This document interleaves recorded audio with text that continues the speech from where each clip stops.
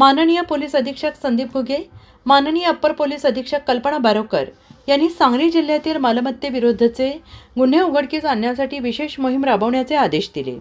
त्यानुसार पोलीस निरीक्षक सतीश शिंदे यांच्या मार्गदर्शनाखाली स्थानिक गुन्हे अन्वेषण शाखेच्या पथकाने मोठी कारवाई केली आहे।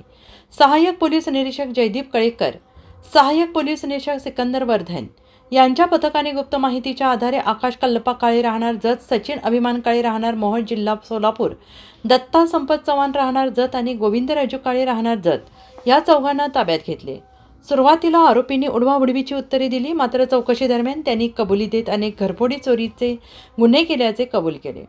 आरोपींनी I-20 चारचाकी वाहन MH12 PZ 2198 वापरून विविध ठिकाणी घरफोड्या केल्याचे स्पष्ट झाले।